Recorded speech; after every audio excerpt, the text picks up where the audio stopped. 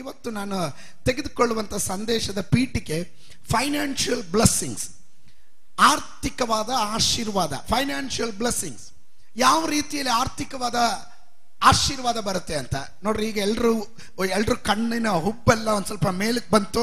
ಈಗ ಎಲ್ರು ಅಟೆನ್ಷನ್ ಆದ್ರು. ಕಾರಣ ಫೈನಾನ್ಷಿಯಲ್ ಬ್ಲೆಸ್ಸಿಂಗ್ ಅಂದ್ರೆ ಯಾರು ತಾನೇ ಬೇಡ ಅಂತಾರೆ, ಹೌದಲ್ಲ? ಎಲ್ರಿಗೂ ಆಶೀರ್ವಾದ, ಆರ್ಥಿಕವಾದ ವಿಷಯದಲ್ಲಿ ಒಂದು ಆಶೀರ್ವಾದ ಬೇಕು ಅಂತ ತವಕ ಪಡುವವರೇ ಬಹಳ ಇದ್ದೀವಿ. ನಾವೆಲ್ಲರೂ ಅಂತವ್ರೆ. ಹಣ ಇಲ್ಲದೆ ನಾವು ಏನು ಮಾಡಕ್ಕಾಗೋದಿಲ್ಲ. ಆದರೆ ಹಣ ನಮ್ಮನ್ನ ದೊರೆತನ ಮಾಡಬಾರ್ದು, ನಾವು ಅದರ ಮೇಲೆ ದೊರೆತನ ಮಾಡುವವರಾಗಿರ್ಬೇಕು. ಗಟ್ಟಿಯಾಗಿ ಸ್ತೋತ್ರ ಹೇಳ್ರಿ. ಸಮ್ ಥಾಟ್ಸ್, ಕೆಲವೊಂದು ಚಿಂತೆಗಳನ್ನ, ನನ್ನ ಮನಸ್ಸಿನಲ್ಲಿ ಬಂದ ಚಿಂತೆಗಳನ್ನ ನಿಮ್ಮ ಮನಸ್ಸಿಗೆ ನಾನು ತರ್ತಾ ಇದ್ದೀನಿ. ಗಮನಿಸ್ರಿ, ಎರಡು ರೀತಿಯಲ್ಲಿ ನಾವು ಕಾರ್ಯಗಳನ್ನ ನಾವು ಚಿಂತೆ ಮಾಡಲಿಕ್ಕೆ ಸಾಧ್ಯ. ಒಂದು, ಹಣ ದೇವ ಮಕ್ಕಳಿಗೆ ಯೋಗ್ಯನ? ಸ್ತೋತ್ರ. ದೇವ ಮಕ್ಕಳಿಗೆ ಹಣ ಯೋಗ್ಯನ? ಬೇಕಾ? ನಾವು ಆತ್ಮಿಕರು, ನಮಗದರ ಅವಶ್ಯಕತೆ ಇದೆಯಾ? ನಿಶ್ಚಯವಾಗ್ಲೂ ಇದೆ. ದೇವರ ರಾಜ್ಯಕ್ಕೆ ಹಣ ಬೇಕು, ದೇವರ ಮಕ್ಕಳಿಗೆ ಹಣ ಬೇಕು. ಆದ್ರೆ ಹಣ ನಮ್ಮ ಮೇಲೆ ದೊರೆತನ ಮಾಡೋದಕ್ಕೆ ಯಾವತ್ತೂ ಅನುಮತಿ ನಾವು ಕೊಡಬಾರದು. There is a two teaching, ಎರಡು ರೀತಿಯ ಟೀಚಿಂಗ್ ಇದೆ. ಒಂದು ಪಾವರ್ಟಿ ಥಿಯಾಲಜಿ ಅಂತಾರೆ, ಒಂದು ಪಾವರ್ಟಿ ಥಿಯಾಲಜಿ, ಇನ್ನೊಂದು ಪ್ರಾಸ್ಪರಿಟಿ ಥಿಯಾಲಜಿ. ಅಂದ್ರೆ ಒಂದು ದಾರಿದ್ರ್ಯದ ಸುವಾರ್ತೆ, ಇನ್ನೊಂದು ಸಮೃದ್ಧಿಯ ಸುವಾರ್ತೆ. ಇದು ಎರಡು ಎಕ್ಸ್ಟ್ರೀಮ್ ಆಗಿ ಹೋದ್ರೆ ಎರಡು ಡೇಂಜರ್ ಆಗಿರುತ್ತದೆ. ಅರ್ಥ ಆಗ್ತಾ ಇದೆಯಾ? ಪಾವರ್ಟಿ ಥಿಯಾಲಜಿ ಹೇಳುತ್ತೆ, ಕ್ರಿಸ್ತನು, ಗೆಲಾತ್ಯರಿಗೆ ಬರೆದ ಪತ್ರಿಕೆಯಲ್ಲಿ ಹೇಳುವ ಪ್ರಕಾರ, ಕ್ರಿಸ್ತನು ನಮಗಾಗಿ ದರಿದ್ರನಾದದ್ದರಿಂದ, ಬಡವನಾದದ್ದರಿಂದ ಇನ್ನು ಮೇಲೆ ನಾವು ಬಡವರಾಗಿಯೇ ಇರಬೇಕು ಅಂತ. ಸ್ತೋತ್ರ. ತಲೆ ಬಾಚೋದಿಲ್ಲ, ಸ್ನಾನ ಮಾಡೋದಿಲ್ಲ, ಬಟ್ಟೆ ಉಕ್ಕೊಳೋದಿಲ್ಲ, ಅರ್ಕಲ್ ಬಟ್ಟೆ ಹಾಕೊಳೋದು, ಕಾಲಿಗೆ ಚಪ್ಪಲಿ ಹಾಕೋದಿಲ್ಲ, ನಾವು ದರಿದ್ರಪ್ಪ. ಏಸು ಬೇಗನೆ ಬರ್ತಾನೆ, ನಾನು ಪ್ರಸಂಗ ಮಾಡ್ಕೊಂಡು ನಡೀತೀನಿ. ಆದರೆ ನಾನು ದರಿದ್ರನಾಗಿ ಮಂಚದ ಮೇಲೆ ಮಲಗೋದಿಲ್ಲ, ಬೆಡ್ ಮೇಲೆ ಮಲಗೋದಿಲ್ಲ, ಚಾಪೆ ಮೇಲೆ ಮಲಗೋದಿಲ್ಲ, ನಾನು ಪೇಪರ್ ಹಾಕೊಂಡು ಮಲ್ಕೋತೀನಿ. ಕಾರಣ ನಾನು ಬಡವನು ಎಂದು ದೇವರಲ್ಲಿ ತೋರಿಸ್ಬೇಕು. That is called poverty theology ಅಂತ ಹೇಳ್ತಾರೆ. ಇನ್ನೊಂದು ಪ್ರಾಸ್ಪರಿಟಿ ಥಿಯಾಲಜಿ. ಪ್ರಾಸ್ಪರಿಟಿ ಥಿಯಾಲಜಿಯ ಪ್ರತ್ಯೇಕತೆ ಸಮೃದ್ಧಿ. ಕ್ರಿಸ್ತನು ನನಗಾಗಿ ಬಡವನಾದ್ದರಿಂದ ಆತನು ನನ್ನನ್ನು ಐಶ್ವರ್ಯವಂತನಾಗಿ ಮಾಡಿದ್ದಾನೆ. ಅದರಿಂದ ನಾನು ನೀರು ಕುಡಿಯೋದಿಲ್ಲ, ಕೊಕೋ ಕೋಲಾನೇ ಕುಡಿಯೋದು. ಸ್ತೋತ್ರ. ಆಮೇಲೆ ನಾನು ಎಲ್ಲ ಸೂಪರ್ಫಿಷಿಯಲ್ ಆಗಿ, ಎಲ್ಲ ಭಯಂಕರವಾಗಿ, ನಾನು ಕಾರಲ್ಲಿ ಹೋಗೋದಿಲ್ಲ, ನಾನು ಯಾವಾಗಲೂ ಹೆಲಿಕಾಪ್ಟರಲ್ಲೇ ಹೋಗಬೇಕು, ದೊಡ್ಡ ಇದರಲ್ಲೇ ವಾಸ ಮಾಡಬೇಕು, ದೊಡ್ಡ ರೀತಿಯಲ್ಲೇ. ಸೊ ಇದು ಎರಡು ತಪ್ಪಾಗಿ ವ್ಯಾಖ್ಯಾನ ಮಾಡೋದ್ರಿಂದ ಉಂಟಾಗುವ ಅನಾಹುತಗಳು ಬಹಳ ಇರುತ್ತದೆ.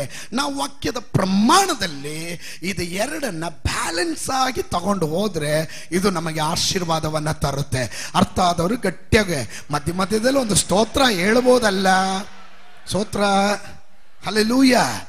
ಸತ್ಯವೇದ ಗ್ರಂಥದಲ್ಲಿ ನಾವು ವಾಕ್ಯಗಳನ್ನು ಓದುವಾಗ ಗಮನಿಸಿದ್ರೆ, ಯಾವುದೇ ಆಶೀರ್ವಾದವು, ದೇವರಿಂದ ಬರುವಂತಹ ಆಶೀರ್ವಾದ ನಮಗೆ ವ್ಯಸನ ತರೋದಿಲ್ಲ. ದೇವರು ಕೊಟ್ಟು ದೇವರು ನಮಗೆ ದುಃಖ ಕೊಡೋದಿಲ್ಲ. ಸ್ತೋತ್ರ. ಬರಲಿಲ್ಲ? ಅರ್ಥ ಮಾಡಿಕೊಡ್ರಿ. ಸತ್ಯವೇದ ಗ್ರಂಥ ತಂದಿರುವವರು ನನ್ನೊಟ್ಟಿಗೆ ಜ್ಞಾನೋಕ್ತಿಗಳ ಪುಸ್ತಕ ಬುಕ್ ಆಫ್ ಪ್ರಾವರ್ಬ್ಸ್ ಚಾಪ್ಟರ್ 28 28ನೇ ಅಧ್ಯಾಯದ 20ನೇ ವಚನದಲ್ಲಿ ನಾವು ಹೀಗೆ ಕಾಣುತ್ತೇವೆ, ನಂಬಿಗಸ್ತನು ಆಶೀರ್ವಾದ ಪೂರ್ಣನಾಗಿರುವನು, ಧನವಂತನಾಗಲು ಆತುರ ಪಡುವವನು ದಂಡನೆಯನ್ನ ಹೊಂದದೇ ಇರನು.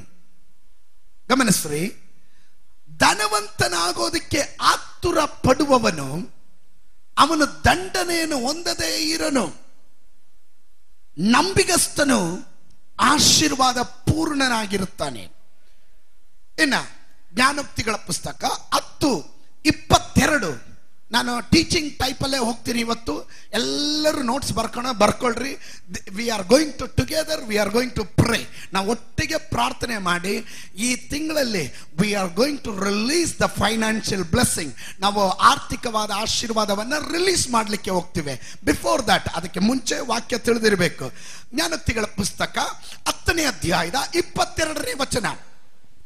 ಯೆಹೋವನ ಆಶೀರ್ವಾದವು ಭಾಗ್ಯದಾಯಕವು, ಅದು ವ್ಯಸನವನ್ನ ಸೇರಿಸದು. ಯೆಹೋವನ ಆಶೀರ್ವಾದವು ಭಾಗ್ಯದಾಯಕವು, ಅದು ವ್ಯಸನವನ್ನ ಸೇರಿಸದು. ಒಂದು ಕಡೆ ದೇವರ ವಾಕ್ಯ ಹೇಳುತ್ತದೆ, ನಂಬಿಗಸ್ತನು ಆಶೀರ್ವಾದ ಪೂರ್ಣನಾಗಿರುತ್ತಾನೆ. ಹಣದ ಆತುರ, ಹಣವಂತನಾಗೋದಿಕ್ಕೆ, ಧನವಂತನಾಗೋದಿಕ್ಕೆ ಆತುರ ಪಡುವವನಿಗೆ ದಂಡನೆ ಕಟ್ಟಿಟ್ಟ ಬುತ್ತಿ. ಇವತ್ತಲ್ಲ ನಾಳೆ ಹಣದ ಆಸೆಯಿಂದ ಆತುರಪಟ್ಟು ಹಣದ ಹಿಂದೆ ಹೋಗಿ ನಾನಾ ವಿಧವಾದಂಥ ದುಃಖಗಳಿಗೆ ಒಳಪಡುವಂಥ ಸಹೋದರರು ಸಹೋದರಿಯರಿಗೆ ಎಚ್ಚರಿಕೆಯ ಕರೆಗಂಟೆ. ಮರಿಬೇಡ್ರಿ, ಇವತ್ತಲ್ಲ ನಾಳೆ ನೀವು ಆತುರ ಬಿದ್ದು ಹಣದ ಆಸೆಯಲ್ಲಿ ಹೋದ್ರೆ ದಂಡನೆ ಇದ್ದೇ ಇರುತ್ತೆ. ಆದ್ರೆ ಕರ್ತನಲ್ಲಿ ನಂಬಿಗಸ್ತನಾಗಿ ದೈವ ಭಯದಲ್ಲಿ ಭಕ್ತಿಯಲ್ಲಿ ಜೀವನ ಮಾಡಿದ್ರೆ ನಿಶ್ಚಯವಾಗ್ಲೂ ನಿಮ್ಮ ಜೀವನ ಆಶೀರ್ವಾದಕರವಾಗಿರುತ್ತದೆ. ಅದರಲ್ಲಿ ವ್ಯಸನ ಉಂಟಾಗೋದಿಲ್ಲ, ವ್ಯಸನ ಉಂಟಾಗೋದಿಲ್ಲ. ನಿಮಗೆ ದುಃಖ ಬರೋದಿಲ್ಲ, ಅಲ್ಲಿ ನಿಮಗೆ ಪ್ರಾಬ್ಲಮ್ಸ್ ಇರೋದಿಲ್ಲ. ಕಾರಣ ದೇವರ ವಚನದ ಪ್ರಮಾಣ ಹಾಗೆ ಹೇಳುತ್ತೆ. ಇನ್ನ ಗಮನಿಸ್ರಿ, ಯಾಕೋಬನ ಬರೆದ ಪತ್ರಿಕೆ 1ನೇ ಅಧ್ಯಾಯ 16 ಮತ್ತು 17ನೇ ವಚನ. 16 ಮತ್ತು 17ನೇ ವಚನ. ನನ್ನ ಪ್ರಿಯ ಸಹೋದರರೇ, ಮೋಸ ಹೋಗಬೇಡಿರಿ. ಎಲ್ಲಾ ಒಳ್ಳೆ ದಾನಗಳು, ಕುಂದಿಲ್ಲದ ಎಲ್ಲಾ ವರಗಳು ಮೇಲಣಿಂದ ಸಕಲ ವಿಧವಾದ ಬೆಳಕಿಗೆ ಮೂಲ ಕಾರಣನಾದವನಿಂದ ಇಳಿದು ಬರುತ್ತವೆ. ನೋಡ್ರಿ ಪ್ರಿಯರೇ, ಸಹೋದರರೇ, ಅಪೊಸ್ತಲನಾದಂತ ಯಾಕೋಬನು ಹೇಳ್ತಾ ಇದ್ದಾನೆ, ಪ್ರಿಯರೇ, ಸಹೋದರರೇ, ಮೋಸ ಹೋಗಬೇಡ್ರಿ. ಹಲೋ, ಮೋಸ ಹೋಗಬೇಡ್ರಿ. ನೀವು ವಂಚನೆಗೆ ಒಳಗಾಗಬೇಡ್ರಿ, ಮೋಸಕ್ಕೆ ಗುರಿ ಆಗಬೇಡ್ರಿ. ಕಾರಣ ಎಲ್ಲ ಒಳ್ಳೆ ವಿಧವಾದಂತ ಆ ದಾನಗಳು, ಆ ವರಗಳು ಕುಂದಿಲ್ಲದೆ ಇರುವಂತ ಮೇಲಿನ ಲೋಕದಿಂದ, ಅಂದ್ರೆ every blessings will come from above, ಪರಲೋಕದಿಂದಲೇ ಇಳಿದು ಬರುವಂತದಾಗಿರುತ್ತದೆ. ಸ್ತೋತ್ರ. ಕೆಲವರೆಲ್ಲ ಹೇಳ್ತಾರೆ, ಏನ್ರಿ ಯಾವಾಗ್ಲೂ ಚರ್ಚು ಅಂತ ಓಡ್ತಾ ಇರ್ತೀರಾ, ಏನ್ ದೇವ್ರ ಮೇಲಿಂದ ಉದುರಿಸ್ಬಿಡ್ತಾರಾ ಅಂತ. Hello my dear brother and sister, ಬಹಳ ಗಮನದಿಂದ ಕೇಳ್ರಿ. ಮೇಲಿಂದ ಉದುರಿಸೋದಲ್ಲ, ಮೇಲಿಂದನೇ ಎಲ್ಲ ಆಶೀರ್ವಾದವು ಬರುವಂತದಾಗಿರುತ್ತದೆ. ಹಾಲೆಲೂಯ. ನಂಬುವ ದೇವ ಮಕ್ಕಳು ಮಾತ್ರ ದೇವರಿಗೆ ಸ್ತೋತ್ರ ಹೇಳ್ರಿ. 17ನೇ ವಾಕ್ಯವನ್ನ ಗಮನಿಸ್ರಿ. 17ನೇ ವಾಕ್ಯ. ಎಲ್ಲಾ ಒಳ್ಳೆ ದಾನಗಳು, ಕುಂದಿಲ್ಲದ ಎಲ್ಲಾ ವರಗಳು ಮೇಲಣಿಂದ ಸಕಲ ವಿಧವಾದ ಬೆಳಕಿಗೂ ಮೂಲ ಕಾರಣನಾದವನಿಂದ ಇಳಿದು ಬರುತ್ತವೆ. ಸಕಲ ವಿಧವಾದಂತ ಬೆಳಕಿಗೆ ಮೂಲ ಕಾರಣ ಅಂದ್ರೆ, ನಿನ್ನ ಜೀವನ ಬೆಳಕಾಗಿರಬೇಕಾದ್ರೆ ಆ ಬೆಳಕಿಗೆ ಮೂಲ ಕಾರಣಕರ್ತನಾಗಿರುವ ದೇವರಿಂದಲೇ ನಿನ್ನ ಬಾಳು ಬೆಳಕಾಗಿ ಕಾಣೋದಿಕ್ಕೆ ಸಾಧ್ಯ. ಸ್ತೋತ್ರ, ಸ್ತೋತ್ರ, ಆಮೆನ್. ನೋಡ್ರಿ, ಅಪೊಸ್ತಲನಾದಂತ ಯೋಹನ್ನಾನ್ ತಾನು ಹೀಗೆ ಹೇಳ್ತಾನೆ ತನ್ನ ಪತ್ರಿಕೆಯ 3ನೇ ಪತ್ರಿಕೆಯ 2ನೇ ವಾಕ್ಯದಲ್ಲಿ ನಾವು ಹೀಗೆ ಕಾಣುತ್ತೇವೆ. 2ನೇ ವಾಕ್ಯ ಗಮನಿಸ್ರಿ. ಪ್ರಿಯನೇ, ನೀನು ಆತ್ಮ ವಿಷಯದಲ್ಲಿ, ನೀನು ಆತ್ಮನ ವಿಷಯದಲ್ಲಿ ಅಭಿವೃದ್ಧಿ ಹೊಂದಿರುವ ಪ್ರಕಾರ. ಹಾಗಾದ್ರೆ ನೀನ್ ಸ್ಪಿರಿಚುವಲಿ ಯಾವ ರೀತಿಯಲ್ಲಿ ಆಶೀರ್ವಾದ ಹೊಂದುತ್ತಾ ಇದೆಯೋ, ಆತ್ಮಿಕನಾಗಿ ಯಾವ ರೀತಿಯಲ್ಲಿ ಅಭಿವೃದ್ಧಿಯನ್ನ ಹೊಂದುತ್ತಾ ಇದೆಯೋ, ಹಾಗೆ ಎಲ್ಲಾ ವಿಷಯಗಳಲ್ಲಿಯೂ ಅಭಿವೃದ್ಧಿ ಹೊಂದಿ ಸುಕ್ಷೇಮವಾಗಿರಬೇಕೆಂದು. ಎಲ್ಲ ವಿಷಯಗಳಲ್ಲಿಯೂ ನೀನು ಅಭಿವೃದ್ಧಿ ಹೊಂದಿರಬೇಕು. ಅಂದ್ರೆ ನಿನ್ನ ಮಾನಸಿಕವಾದಂತ ಚಿಂತೆಯಲ್ಲಿ ಅಭಿವೃದ್ಧಿ ಹೊಂದಿರಬೇಕು, ನೀನು ಫೈನಾನ್ಷಿಯಲಿ ಅಭಿವೃದ್ಧಿ ಹೊಂದಿರಬೇಕು, ಸ್ಪಿರಿಚುವಲಿ ಅಭಿವೃದ್ಧಿ ಹೊಂದಿರಬೇಕು. ಎಲ್ಲ ಮಂಡಳದಲ್ಲೂ ನೀನು ಕೆಳಗಿನವನಾಗಿರಬಾರ್ದು, ನೀನು ಮೇಲಿನವನಾಗಿರಬೇಕು. ನಂಬುವರು ಮಾತ್ರ ಗಟ್ಟಿಯಾಗಿ ಒಂದು ಆಮೇನ್ ಹೇಳ್ರಿ. ಗಟ್ಟಿಯಾಗೋದು ಆಮೇಲೆ ಹೇಳ್ರಿ. ಹಾಗಾದ್ರೆ ಆಶೀರ್ವಾದ ಎನ್ನುವುದು ಅಪೊಸ್ತಲರು ನೀಟಾಗಿ ನಮಗೆ ಕಲಿಸ್ಕೊಟ್ಟಿದ್ದಾರೆ. ಅಪೊಸ್ತಲರು ಹೇಳಿದ್ದಾರೆ ಆಶೀರ್ವಾದ ಬೇಡ ಅಂತಲ್ಲ, ಆಶೀರ್ವಾದ ನಮಗೆ ಬೇಕೇ ಬೇಕು. ಹಲ್ಲೆಲೂಯ. ಎರಡು ಜ್ಞಾನಿಗಳಲ್ಲಿ ಜ್ಞಾನಿಯಾದ ಸೊಲೊಮೋನ ಹೇಳ್ತಾನೆ, ನಂಬಿಗಸ್ತನು ಆಶೀರ್ವಾದ ಪೂರ್ಣನಾಗಿರುವನು. ನಾನು ನೀವು ನಂಬಿಗಸ್ತರಾದ್ರೆ ಇವತ್ತಿನ ಪರಿಸ್ಥಿತಿ ಏನೇ ಆಗಿರಲಿ ಅವನು ನಮ್ಮನ್ನು ಒಂದು ದಿನ ಮೇಲೆ ಕೆತ್ತೆ ಎತ್ತುವಂತನಾಗಿರುತ್ತಾನೆ, ಆಶೀರ್ವಾದ ಮಾಡೇ ಮಾಡುವಂತನಾಗಿರುತ್ತಾನೆ. ಆಮೇನ್. ನಾನು ಹೇಳಿದೆ ಈ ಆಶೀರ್ವಾದ ಎಲ್ಲಿಂದ ಬರುತ್ತೆ? ಎಲ್ಲಿಂದ ಬರುತ್ತೆ? ಎಲ್ಲದಕ್ಕೂ ಒಡೆಯನಾಗಿರುವ ಕರ್ತನಿಂದ, ಮೇಲಿನ ಲೋಕದಿಂದ ಆಶೀರ್ವಾದ ಬರುತ್ತೆ. ಇದೆಲ್ಲರ ಯಜಮಾನನು ಯಾರು? ಈ ಆಶೀರ್ವಾದದ ಯಜಮಾನನು ಯಾರು? ದೇವರು. ಸ್ತೋತ್ರ. ದೇವರು ಮನಸ್ಸು ಮಾಡಿದ್ರೆ ಒಬ್ಬನ ಉತ್ತರಿಸಬಹುದು, ಒಬ್ಬನ ಕೆಳಗಡೆ ತಳ್ಳಿಬಿಡ್ಬೋದು. ಆಗುತ್ತಾ ಇಲ್ಲವಾ? ನಿಶ್ಚಯವಾಗ್ಲೂ ಆಗುತ್ತೆ. ನೋಡ್ರಿ, ಸತ್ಯವೇದ ಗ್ರಂಥದಲ್ಲಿ ಕೀರ್ತನೆ 24:1, ಭೂಮಿಯು ಅದರಲ್ಲಿರುವ ಸಮಸ್ತವು ಯೆಹೋವನದು. ಭೂಮಿಯು ಅದರಲ್ಲಿರುವ ಸಮಸ್ತವು ಯೆಹೋವನದು, ಲೋಕವು ಅದರಲ್ಲಿರುವಂತ ನಿವಾಸಿಗಳು ಆತನವೇ ಆಗಿದೆ. ಸ್ತೋತ್ರ. ಭೂಮಿಯಲ್ಲಿರುವ ಸಮಸ್ತವು ಅದು ಯೆಹೋವನದಾಗಿದೆ. ಕೀರ್ತನೆ 50:12 ಹೇಳುತ್ತದೆ. ಇನ್ನು ಕೀರ್ತನೆ 89:11 ಹೇಳುತ್ತದೆ, ಸಮಸ್ತಕ್ಕೂ ಒಡೆಯನು ಕರ್ತನಾಗಿದ್ದಾನೆ. ಆಶೀರ್ವಾದ ಎಲ್ಲಿಂದ ಬರುತ್ತೆ? ಮೇಲಿನ ಲೋಕದಿಂದ ಬರುತ್ತೆ. ಯಾರಿಗೆ ಕೊಡ್ತಾನೆ? ತನ್ನ ಭಕ್ತರಿಗೆ ಕೊಡ್ತಾನೆ. ಹೇಗೆ ಕೊಡ್ತಾನೆ? ನಂಬಿಗಸ್ತರನ್ನ ಅವನು ಸಂಪೂರ್ಣಗೊಳಿಸುವಂತನಾಗಿರ್ತಾನೆ. ಇನ್ನ ಹಗ್ಗಾಯನು ಬರೆದಂತ ಪ್ರವಾದನೆ ಗ್ರಂಥ 2ನೇ ಅಧ್ಯಾಯದ 8ನೇ ವಚನ ಹೇಳುತ್ತದೆ, ಬೆಳ್ಳಿಯು ನನ್ನದು, ಬಂಗಾರವು ನನ್ನದು, ಇದು ಸೇನಾಧೀಶ್ವರನಾದಂತ ಯೆಹೋವನ ನುಡಿ. ಬೆಳ್ಳಿಯು ನನ್ನದು, ಬಂಗಾರವು ನನ್ನದು. ಅಂದ್ರೆ ಸಮಸ್ತಕ್ಕೂ, ಭೂಮಿಯಲ್ಲಿರುವ ಸಮಸ್ತಕ್ಕೂ ಒಡೆಯನು ಕರ್ತನಾಗಿದ್ದಾನೆ. ಬೆಳ್ಳಿ ದೇವರದು, ಬಂಗಾರ ದೇವರದು, ಎಲ್ಲದಕ್ಕೂ ಯಜಮಾನನು ದೇವರಾಗಿದ್ದಾನೆ. ಹಾಗಾದ್ರೆ ಆಶೀರ್ವಾದ ಬರೋದು ದೇವರಿಂದ, ಇದರ ಯಜಮಾನತ್ವ ಇರೋದು ದೇವರಾಗಿರೋದ್ರಿಂದ ನಾನು ನೀವು ಮಾಡಬೇಕಾದ ಕಾರ್ಯ ಅವನ ಮುಂದೆ ನಂಬಿಗಸ್ತರಾಗಿ ನಡೆದ್ರೆ ಸಾಕು, ಅವನು ನಮ್ಮನ್ನು ಆಶೀರ್ವಾದ ಮಾಡೇ ಮಾಡ್ತಾನೆ. ಅದ ನಂಬಿಕೆ ಉಳ್ಳವರು ಮಾತ್ರ ಗಟ್ಟಿಯಾಗಿ ಒಂದು ಆಮೇಲೆ ಹೇಳೋಣ. ನಾನು ಆರಂಭದಲ್ಲಿ ಹೇಳಿದ ಹಾಗೆ ದೇವರು ಮನಸ್ಸು ಮಾಡಿದ್ರೆ ಏನ್ ಬೇಕಾದ್ರೂ ಮಾಡಬಹುದು. ದೇವರು ಮನಸ್ಸು ಮಾಡಿದ್ರೆ ಏನ್ ಬೇಕಾದ್ರೂ ಮಾಡಬಹುದು. It is nothing is impossible for our God. ನಮ್ಮ ದೇವರಿಗೆ ಅಸಾಧ್ಯವಾದದ್ದು ಯಾವುದೂ ಇಲ್ಲ. ಸತ್ಯವೇದ ಗ್ರಂಥದಲ್ಲಿ 75ನೇ ಕೀರ್ತನೆ, Psalm 75 75ನೇ ಕೀರ್ತನೆ 6 ಮತ್ತು 7ನೇ ವಚನವನ್ನು ಗಮನಿಸಿದ್ರೆ ಅಲ್ಲಿ ನಾವು ಹೀಗೆ ಕಾಣುತ್ತೇವೆ, ಉದ್ಧಾರವು ಯಾಕಂದರೆ ಉದ್ಧಾರವು ಮೂಡಲಿಂದಾಗಲಿ ಪಡುವಲಿಂದಾಗಲಿ ಅರಣ್ಯದಿಂದಾಗಲಿ ಬರುವುದಿಲ್ಲ. ದೇವರೇ ನ್ಯಾಯಾಧೀಶನಾಗಿ ಒಬ್ಬನನ್ನು ತೆಗೆದು ಇನ್ನೊಬ್ಬನನ್ನು ಸ್ಥಾಪಿಸುತ್ತಾನೆ. ಗಮನಿಸ್ರಿ, ದೇವರೇ ತೆಗೆಯೋದು, ದೇವರೇ ಸ್ಥಾಪಿಸೋದು. ಉದ್ಧಾರ ಬರೋದು ಮೂಡಣದಿಂದಲೋ, ಪಡವಣದಿಂದಲೋ, ಅರಣ್ಯದಿಂದಲ್ಲ. 3 ಕಾರ್ಯ ಹೇಳಿದ್ರು, ಇಂಗ್ಲಿಷ್ ಅಲ್ಲಿ ಕೊಟ್ಟಿದ್ದಾರೆ. ಸೌತ್ ಇಂದನೋ, ಈಸ್ಟ್ ಇಂದನೋ, ವೆಸ್ಟ್ ಇಂದ ಅಲ್ಲ. ಹಾಗಾದ್ರೆ ಇನ್ನೊಂದು ಯಾವುದು? ನಾರ್ತ್ ಅಂದ್ರೆ ಏನು? ಉತ್ತರದ ಯಾಕೆ ಬಿಟ್ರು? ಅಲ್ಲಿಂದನೇ ಉದ್ಧಾರ ಬರೋದಕ್ಕೆ ಕಾರಣ ಏನು? ಉತ್ತರ ದಿಕ್ಕಿನಲ್ಲೇ ದೇವರ ಸುರಗಣ ಪರ್ವತ ಇರೋದು, ಅಂದ್ರೆ ಸಿಂಹಾಸನ ಇರೋದು. ಉದ್ಧಾರ ಯಾರಿಗಾದ್ರೂ ಬರಬೇಕಾದ್ರೆ ಪರಲೋಕದಿಂದ ಮಾತ್ರನೇ ಬರಲಿಕ್ಕೆ ಸಾಧ್ಯ. ಒಬ್ಬನನ್ನ ಸ್ಥಾಪಿಸೋದು, ಒಬ್ಬನನ್ನ ಕಿತ್ತು ಒಗೆಯೋದು, ಇದು 2 ಕಾರ್ಯ ಮಾಡೋದು ದೇವರೇ ಆಗಿರುತ್ತಾನೆ. ಮರಿಬೇಡ್ರಿ, ನಾನು ಆರಂಭದಿಂದನೇ ನಿಧಾನವಾಗಿ ಹೇಳ್ಕೊಂಡ್ ಬರ್ತಾ ಇರೋದಕ್ಕೆ ಕಾರಣ ನಿಮ್ಮ ಮನಸ್ಸಿನಲ್ಲಿ ಇದು ಬೇರೂರಬೇಕು. ಸತ್ಯವೇದ ಗ್ರಂಥದಲ್ಲಿ ನಾವು ಗಮನಿಸುತ್ತೇವೆ, ಲೂಕನ ಬರೆದ ಸುವಾರ್ತೆ 1:52 ಗಮನಿಸ್ರಿ. ಪ್ರಭುಗಳನ್ನು ಸಿಂಹಾಸನಗಳಿಂದ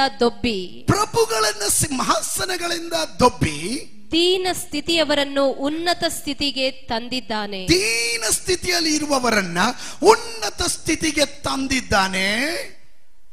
ಪ್ರೈಸ್ ಗಾಡ್. ಪ್ರಭುಗಳನ್ನ ಸಿಂಹಾಸನದಿಂದ ದೊಬ್ಬುತ್ತಾನೆ. 1 ಸಮುವೇಲ 2ನೇ ಅಧ್ಯಾಯದ 8ನೇ ವಾಕ್ಯ ಅಂತ ಕಾಣುತ್ತೆ, 8ನೇ ವಾಕ್ಯ ಅಂತ ಕಾಣುತ್ತೆ. ಅಲ್ಲಿ ನಾವು ಹೀಗೆ ಕಾಣುತ್ತೇವೆ, 7 ಮತ್ತು 8ನೇ ವಾಕ್ಯ. ಸಿರಿತನ ಬಡತನ ಕೊಡೋದು ದೇವರೇ ಆಗಿದ್ದಾನೆ. ಒಬ್ಬನನ್ನ ಉದ್ಧಾರ ಮಾಡೋದು ದೇವರೇ, ಅವನನ್ನು ಹಾಳು ಮಾಡ್ಬೇಕಂದ್ರೂ ದೇವರೇ ಹಾಳು ಮಾಡ್ತಾನೆ. ನಿಮ್ಗೆ ಅರ್ಥ ಆದ್ರೆ ಮಾತ್ರ ಒಂದು ಗಟ್ಟಿಯಾಗಿ ಸ್ತೋತ್ರ ಹೇಳ್ರಿ. ನೀವು ಇಲ್ಲಿದ್ದೀರಾ? ಸೊ ನಿಮ್ಮ ಜೀವನದಲ್ಲಿ ಎಲ್ಲ ಆಶೀರ್ವಾದಗಳು ಕನೆಕ್ಟೆಡ್ ವಿತ್ ಗಾಡ್. ದೇವರ ಸಂಗಡ ನಿಮ್ಮ ಆಶೀರ್ವಾದ ಬೆಸೆಯಲ್ಪಟ್ಟಿದೆ.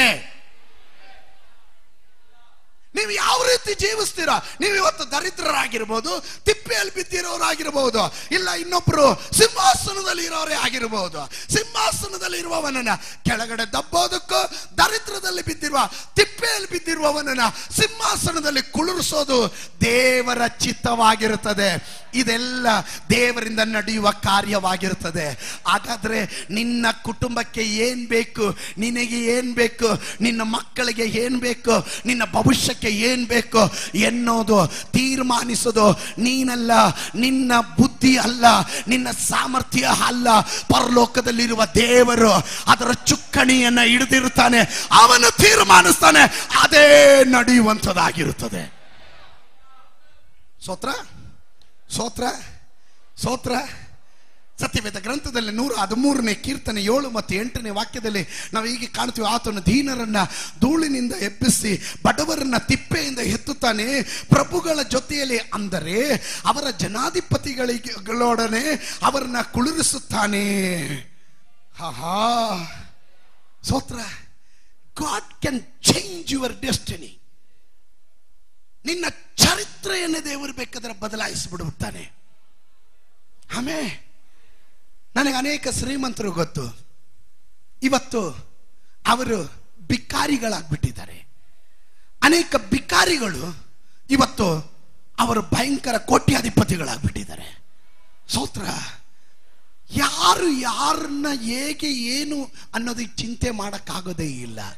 ಅದರಿಂದಲೇ ನಾನು ಹೇಳಲಿಕ್ಕೆ ಬಂದಿದ್ದು, ಇದೆಲ್ಲ ಆಶೀರ್ವಾದಗಳು ದೇವರಿಂದ ಕನೆಕ್ಟ್ ಆಗಿರೋದ್ರಿಂದ ದೇವರ ಮುಂದೆ ಭಯಭಕ್ತಿಯಿಂದ ನಂಬಿಗಸ್ತರಾಗಿ ಜೀವನ ಮಾಡಿದ್ರೆ ನೀವು ಆಶೀರ್ವಾದ ಪೂರ್ಣರಾಗಿರ್ತೀರಾ. ಕರಗಳನ್ನು ತಟ್ಟಿ ದೇವರಿಗೆ ಮಹಿಮೆ ಕೊಡೋಣ. ನಿಮ್ಮನ್ನ ದೇವರ ಆಶೀರ್ವಾದ ಮಾಡ್ತಾನೆ.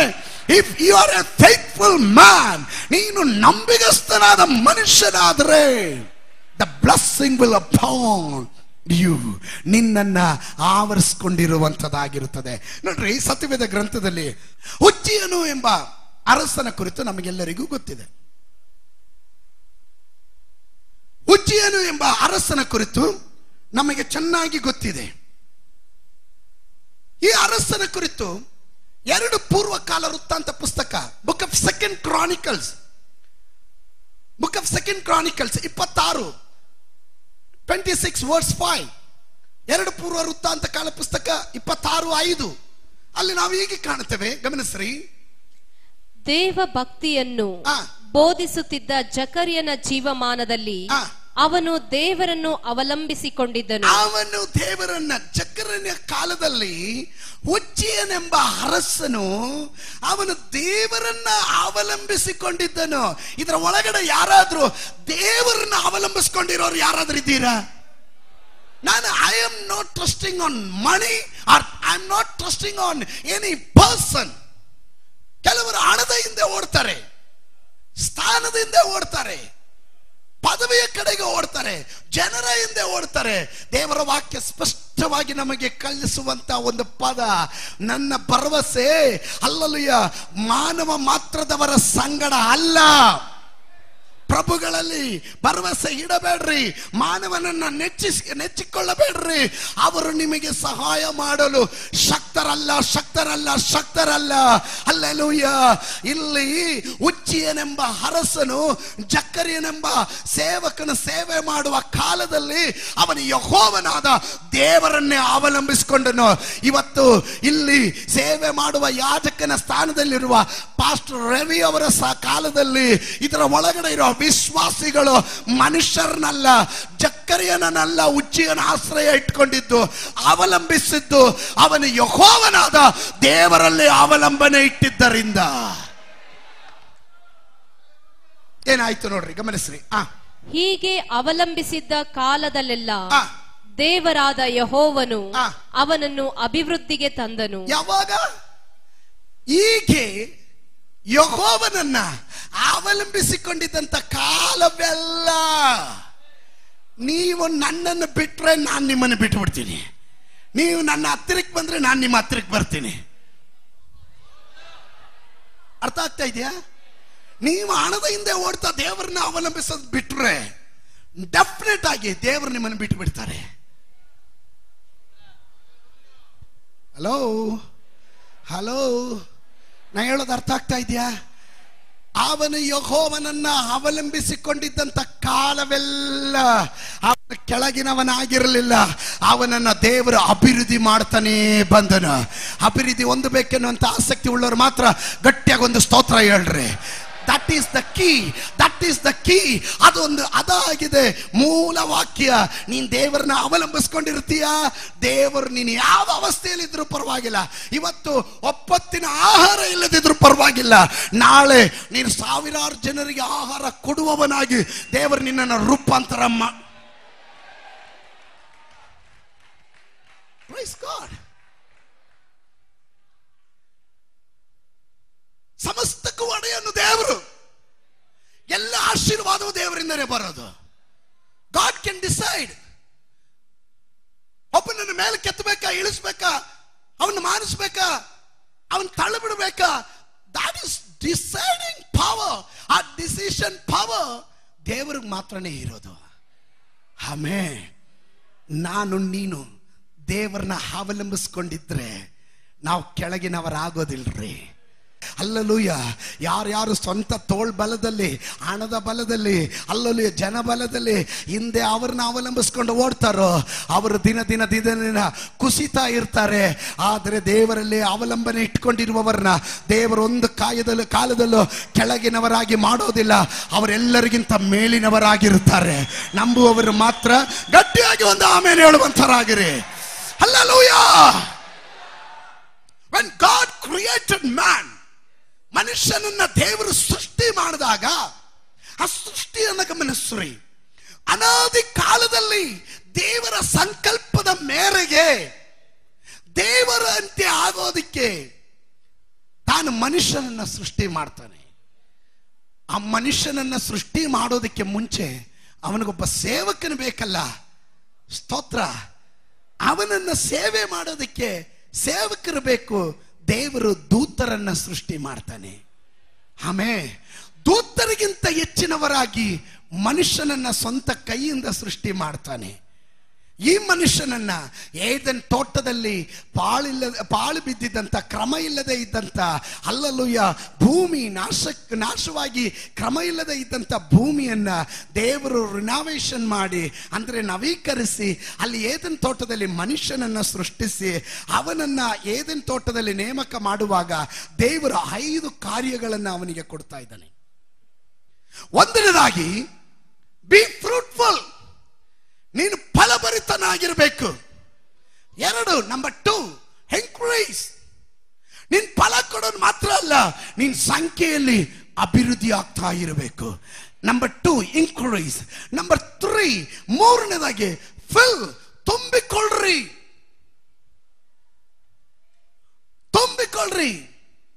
ನಂಬರ್ 4 ಸಬ್ಡ್ಯೂ, ನೀನು ಅದನ್ನ ಅವಕಾಶವಾಗಿ ಸ್ವಾಧೀನ ಮಾಡ್ಕೋ. 1 ನೀನು ಫಲಭರಿತನಾಗಿರಬೇಕು. 2 ನೀನು ಇನ್ಕ್ರೀಸ್ ಆಗಬೇಕು, ಅಭಿವೃದ್ಧಿ ಆಗಬೇಕು. 3 ಅಭಿವೃದ್ಧಿ ಆದ ಆದ್ರೆ ಸಾಲದು, ನೀನ್ ತುಂಬಿರ್ಬೇಕು. ನೀನ್ ಬರೇ ಪಾತ್ರೆ ಆಗಿರೋದಕ್ಕೆ ದೇವರು ಇಷ್ಟಪಡೋದಿಲ್ಲ, ಖಾಲಿ ಪಾತ್ರೆ ಆಗಿರೋದಕ್ಕೆಲ್ಲ ದೇವರು ಇಷ್ಟಪಡೋದು. ನೀನ್ ಯಾವಾಗ್ಲೂ ತುಂಬಿದವನಾಗಿರ್ಬೇಕು. ನಾಲ್ಕನೇದಾಗಿ ಸಬ್ಡ್ಯೂ ಅಂದ್ರೆ ನೀನು ಸ್ವಾಧೀನ ಮಾಡಿಕೊಂಡು ಕೈವಶ ಮಾಡಿಕೊಳ್ಬೇಕು. ಪಟ್ಟಣಗಳನ್ನ ಕೈವಶ ಮಾಡಿಕೊಳ್ಬೇಕು, ಉನ್ನತ ಸ್ಥಾನಗಳನ್ನ ಕೈವಶ ಮಾಡಿಕೊಳ್ಬೇಕು, ಪದವಿಗಳನ್ನ ಕೈವಶ ಮಾಡಿಕೊಳ್ಬೇಕು, ಹಣಗಳನ್ನ ಕೈವಶ ಮಾಡ್ಕೊಬೇಕು, ಸಂಪತ್ತನ್ನ, ದುಷ್ಟನ ಅಧೀನದಲ್ಲಿರುವ ಸಂಪತ್ತುಗಳನ್ನ ನೀನು ಕೈವಶ ಮಾಡಿಕೊಳ್ಬೇಕು. ಐದನೇದಾಗಿ ಅಲ್ಲಿಗೆ ನಿಲ್ಲಬಾರ್ದು, ಅದರ ಮೇಲೆ ನೀನು ರೂಲ್ ಮಾಡಬೇಕು, ನೀನು ದೊರೆತನ ಮಾಡಬೇಕು. ಅರ್ಥ ಆದವರು ಮಾತ್ರ ಒಂದು ಆಮೇಲೆ ಹೇಳ್ರೆ. ಇದು ದೇವರ ಪ್ಲಾನ್ ಆಗಿತ್ತು. ಬಿಕಾಸ್ ಭೂಮಿಯಲ್ಲಿರುವ ಸಮಸ್ತವ ಯೆಹೋವನದೇ. ಅದು ಅಪ್ಪನ ಆಸ್ತಿ ಮಕ್ಕಳಿಗುಳ್ಳದು. ನಿಮ್ಮ ಚಿಂತೆ ಚೆನ್ನಾಗಿ ಅರ್ಥ ಮಾಡ್ಕೊಳ್ರಿ. ಅಪ್ಪನ ಆಸ್ತಿ ಮಕ್ಕಳಿಗುಳ್ಳದು. ಮಕ್ಕಳು ಯಾರು? ನಾವಾದ್ರೆ ನಾವು ದರಿದ್ರದಲ್ಲಿ ಹೋಗೋದಕ್ಕೆಲ್ಲ ದೇವರು ಇಷ್ಟಪಟ್ಟಿರೋದು. ನಾನು ಫಲಭರಿತನಾಗಿರಬೇಕು, ನಾನು ದಿನ ದಿನ ಅಭಿವೃದ್ಧಿ ಹೊಂದುತ್ತಾ ಇರಬೇಕು, ಯೇಸುವಿನ ನಾಮದಲ್ಲಿ ನಾನು ತುಂಬಿ ತುಳುಕುವವನಾಗಿರಬೇಕು. ಅಲ್ಲೆಲೂಯಾ. ನಾನು ಸಕಲವನ್ನ ಸ್ವಾಧೀನ ಮಾಡ್ತೇನೆ, ಅವಕಾಶವಾಗಿ ಹಿಡಿತೇನೆ. ಎಷ್ಟು ಜನ ಹೇಳ್ತೀರಾ? ದೇವರ ವಾಕ್ಯ ಹೇಳ್ತದೆ, ಕೇಳ್ಕೊಳ್ರಿ ನೀವು. ಬೇಕಾದ್ರೆ ದೇಶಗಳನ್ನ ನಾನು ನಿಮಗೆ ನಿಮ್ಮ ಸ್ವಾಧೀನಕ್ಕೆ ಕೊಡ್ತೇನೆ, ನಿಮ್ಮ ಸ್ವಾಧೀನಕ್ಕೆ ಕೊಡ್ತೇನೆ. ಕೇಳ್ರಿ ಕೇಳ್ರಿ ಕೇಳ್ರಿ. ಇವತ್ತು ಒಂದೊಂದು ಸ್ಥಾನಗಳನ್ನ ದೇವರ ಬಳಿಯಲ್ಲಿ ಕೇಳಬೇಕು, ಒಂದೊಂದು ಪದವಿಯನ್ನ ದೇವರ ಬಳಿಯಲ್ಲಿ ಕೇಳಬೇಕು. Because it is God's property. ಆಮೇಲೆ ನೀನು ಸ್ವಾಧೀನ ಮಾಡ್ಕೊಂಡ್ರೆ ಅದನ್ನ ದುಷ್ಟನು ನಿನ್ನ ಮನೆ ಮೇಲೆ, ದೇವರು ನಿನಗೆ ಕೊಟ್ಟಿರುವ ಆಶೀರ್ವಾದದ ಮೇಲೆ ದುಷ್ಟನ ಆಧಿಪತ್ಯ ಅಲ್ಲ, ನೀನಲ್ಲಿ ರೂಲ್ ಮಾಡ್ಬೇಕ, ನೀನಲ್ಲಿ ರೂಲ್ ಮಾಡ್ಬೇಕ. ಅರ್ಥ ಆದವ್ರು ಮಾತ್ರ ಆಮೇಲೆ ಹೇಳ್ರಿ. ಹಾಗಾದ್ರೆ ಈ ಮನುಷ್ಯನ ಪಾಪ ಮಾಡ್ದ, ದೇವರ ಆಶೀರ್ವಾದ ನಷ್ಟ ಮಾಡಿಕೊಂಡ, ದೇವರು ಇಟ್ಟಿದಂತ ಪ್ಲಾನಿಗೆ ತದ್ವಿರುದ್ಧವಾಗಿ ಹೋದ. ಆದ್ರೆ ದೇವರು ತನ್ನ ಪ್ಲಾನಿನಿಂದ ಹೋಗ್ಲೇ ಇಲ್ಲ. He was waited. ಅವನು ಕಾದಿದ್ದನು. ಹಾಗೆ ಯೇಸು ಕ್ರಿಸ್ತನ ಮೂಲಕ ನಷ್ಟವಾದದನ್ನ ನಮಗೆ ವಾಪಸ್ ಕೊಡ್ತಾ ಇದ್ದಾನೆ. ಗಲಾತ್ಯರಿಗೆ ಬರೆದ ಪತ್ರಿಕೆಯಲ್ಲಿ ಬುಕ್ ಆಫ್ ಗೆಲೇಷಿಯನ್ಸ್ ಚಾಪ್ಟರ್ 3 ಮೂರನೇ ಅಧ್ಯಾಯದ 14 ಮತ್ತು 15ನೇ ವಚನವನ್ನ ಗಮನಿಸ್ರಿ. 14 ಮತ್ತು 15ನೇ ವಚನವನ್ನ ಗಮನಿಸ್ರಿ. ಎಸ್, ಅಬ್ರಹಾಮನಿಗೆ ಉಂಟಾದ ಆಶೀರ್ವಾದವು ಕ್ರಿಸ್ತ ಯೇಸುವಿನಲ್ಲಿ ಅನ್ಯ ಜನರಿಗೆ ಉಂಟಾಗುವಂತೆ, ಯಾರಲ್ಲಿ? ಕ್ರಿಸ್ತ ಯೇಸುವಿನಲ್ಲಿ ಅನ್ಯ ಜನರಿಗೆ ಉಂಟಾಗುವಂತೆ ದೇವರು ವಾಗ್ದಾನ ಮಾಡಿದ ಆತ್ಮನು ನಮಗೆ ನಂಬಿಕೆಯ ಮೂಲಕ ದೊರಕುವಂತೆಯೂ ಕ್ರಿಸ್ತನು ನಮ್ಮ ನಿಮಿತ್ತ ಶಾಪವಾಗಿ ಅವನು ಶಾಪವಾದನು. ನಾನು ಶಾಪಕ್ಕೆ ಗುರಿಯಾಗಿದ್ದೆ. ಆದಾಮನ ಸಂತತಿ ಶಾಪದಲ್ಲಿ ಬೀಳಬೇಕಾದ ಸಂತತಿ. ಆದರೆ ಕೊನೆಯ ಆದಾಮನಾದ ಕ್ರಿಸ್ತನ ಮೂಲಕ ತಾನು ಆ ಶಾಪವನ್ನ ಹೊತ್ತುಕೊಳ್ಳುವುದರ ಮೂಲಕ, ಶಿಲುಬೆಯ ಮರಣವನ್ನು ಅಪ್ಪಿಕೊಳ್ಳುವುದರ ಮೂಲಕ ಇನ್ನು ಮುಂದಕ್ಕೆ ನಾನು ಶಾಪದಲ್ಲಿ ಜೀವಿಸೋದಲ್ಲ, ನಾನು ದಾರಿದ್ರ್ಯದಲ್ಲಿ ಜೀವಿಸೋದಲ್ಲ, ನಾನು ಬಡವನಾಗಿ ಜೀವಿಸೋದಲ್ಲ. ನನ್ನ ಮೇಲೆ ಒಂದು ಆಶೀರ್ವಾದ ಇದೆ. ಅದು ದೈವದತ್ತವಾಗಿ ಕ್ರಿಸ್ತ ಯೇಸುವಿನ ಮೂಲಕ ಕೊಟ್ಟಿರುವಂತ ಆಶೀರ್ವಾದ. ಅದನ್ನು ನಾವು ಸ್ವಾಧೀನ ಮಾಡುತ್ತೇವೆ. ಗಮನಿಸಿ. ಮುಂದಕ್ಕೆ. ಧರ್ಮಶಾಸ್ತ್ರದಲ್ಲಿ ಹೇಳಿರುವ ಶಾಪದೊಳಗಿಂದ ನಮ್ಮನ್ನು ಬಿಡಿಸಿದನು. ಇನ್ನು ಯಾರಾದ್ರೂ ನೀವು ಶಾಪಗ್ರಸ್ತರು ಅಂತ ಹೇಳ್ರಿ, ಅವರಿಗೆ ಕೇಳುವ ಹಾಗೆ ಹೇಳ್ರಿ, ಒಮ್ಮೆ ಶಾಪಗ್ರಸ್ತನಾಗಿದ್ದೆ, ಆದ್ರೆ ಇವತ್ತು ಕ್ರಿಸ್ತನನ್ನ ಹರ್ತಿರೋದ್ರಿಂದ, ಆತನು ನನ್ನನ್ನು ಹರ್ತಿರೋದ್ರಿಂದ ನಾನು ಅವನನ್ನು ಉದ್ಧರಿಸುವೆನು ಎಂಬ ವಚನದ ಪ್ರಮಾಣದಲ್ಲಿ ಯೇಸುವಿನ ನಾಮ ನಾನು ಹರ್ತಿರೋದ್ರಿಂದ, ಅವನನ್ನು ಅವಲಂಬಿಸಿರೋದ್ರಿಂದ ಇನ್ನ ನೋ ಮೋರ್ ಕರ್ಸ್, ಇನ್ನ ನನಗೆ ಶಾಪ ಇಲ್ಲ. ಪಕ್ಕದಲ್ಲಿ ಇರೋರು ಕೇಳ್ರಿ, ಇನ್ನ ಮೇಲೆ ನಿಮಗೆ ಶಾಪ ಇಲ್ಲ, ಇನ್ನ ಮೇಲೆ ನಿಮಗೆ ಶಾಪ ಇಲ್ಲ. ಬ್ರದರ್, ನಿಮಗೆ ಶಾಪ ಇಲ್ಲ. ಸಿಸ್ಟರ್, ನಿಮಗೆ ಶಾಪ ಇಲ್ಲ. ಕಾರಣ ಏನು? ಕ್ರಿಸ್ತ ಯೇಸುವಿನ ಮೂಲಕ ಅವನು ನನ್ನನ್ನು ಶಾಪದಿಂದ, ಧರ್ಮಶಾಸ್ತ್ರದ ಬಂಧನದಿಂದ, ಧರ್ಮಶಾಸ್ತ್ರದ ಆ ಶಾಪದ ಫಲದಿಂದ ನನ್ನನ್ನು ಬಿಡಿಸಿದ್ದಾನೆ. ಇನ್ನ 2 ಕೊರಿಂಥದವರಿಗೆ ಫಿಲಿಪಿಯವರಿಗೆ ಬರೆದ ಪತ್ರಿಕೆ, book of 2 Corinthians chapter 8 verse 9, 8-9. 2 ಕೊರಿಂಥ. ನಮ್ಮ ಕರ್ತನಾದ ಯೇಸು ಕ್ರಿಸ್ತನ ಕೃಪೆಯು ನಿಮಗೆ ಗೊತ್ತಾಗಿದೆಯಲ್ಲ. ಆತನು ಐಶ್ವರ್ಯವಂತನಾಗಿದ್ದು ತಾನು ಬಡತನದಲ್ಲಿ ಸೇರುವುದರಿಂದ ನೀವು ಐಶ್ವರ್ಯವಂತರಾಗಬೇಕೆಂದು. ಏನಾಗಬೇಕು ಅಂತ? ನೀವೇನಾಗಬೇಕು? ಹಲೋ, ಐಶ್ವರ್ಯವಂತರಾಗಬೇಕು.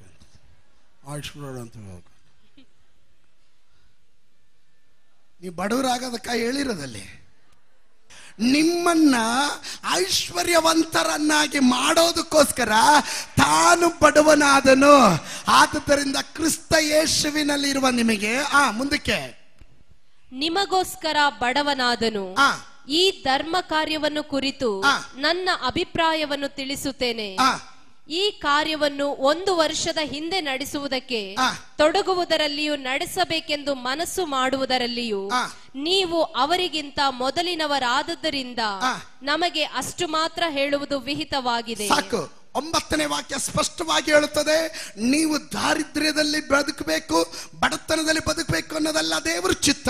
ದೇವರ ಚಿತ್ತ ನೀವು ಸಂಪತ್ತುಳ್ಳವರಾಗಿರಬೇಕು, ಐಶ್ವರ್ಯವಂತರಾಗಿರಬೇಕು.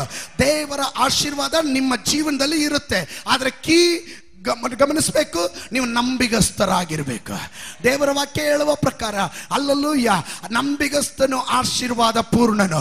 ಉಜ್ಜಿಯನು ಅವನು ದೇವರನ್ನ ಅವಲಂಬಿಸಿದ್ದರಿಂದ ಅವನನ್ನ ದೇವರು ಎಲ್ಲ ವಿಷಯಗಳಲ್ಲೂ ಎಲ್ಲ ಕಾಲದಲ್ಲಿಯೂ ಅವಲಂಬಿಸಿರುವ ಕಾಲದವರೆಗೂ ದೇವರನ್ನ ಬಿಡದೆ ಹಿಡ್ಕೊಂಡಿದ್ದಂತ ಕಾಲ ಪೂರ್ತಿಯಾಗಿ ಅವನನ್ನು ಅಭಿವೃದ್ಧಿ ಮಾಡಿದನು. ಹಾಗಾದ್ರೆ ನೀನ್ ದೇವರನ್ನ ಬಿಡದೆ ಹಿಡ್ಕೊಂಡಿರೋ ಕಾಲ ಪೂರ್ತಿಯಾಗಿ ನೀನ್ ಕೆಳಗಿನವನಾಗೋದಿಲ್ಲ, ನೀನ್ ದಾರಿದ್ರ್ಯದಲ್ಲಿ ಹೋಗೋದಿಲ್ಲ, ಶಾಪದಲ್ಲಿ ಇರೋದಿಲ್ಲ. ನಿನ್ನನ್ನು ದೇವರ ಆಶೀರ್ವಾದ ಮಾಡೇ ಮಾಡ್ತಾನೆ. ಫಿಲಿಪಿಯರಿಗೆ ಬರೆದ ಪತ್ರಿಕೆ 4ನೇ ಅಧ್ಯಾಯ 19ನೇ ವಚನ ಹೇಳುತ್ತದೆ, ದೇವರು ನಮ್ಮನ್ನು ಆಶೀರ್ವಾದ ಮಾಡಿದ್ರೆ ಹೇಗೆ ಮಾಡ್ತಾನೆ ಅಂತ ಗಮನಿಸ್ರಿ. ನನ್ನ ದೇವರು ಕ್ರಿಸ್ತ ಯೇಸುವಿನ ಮೂಲಕ ತನ್ನ ಪ್ರಭಾವದ ಐಶ್ವರ್ಯಕ್ಕೆ ತಕ್ಕ ಹಾಗೆ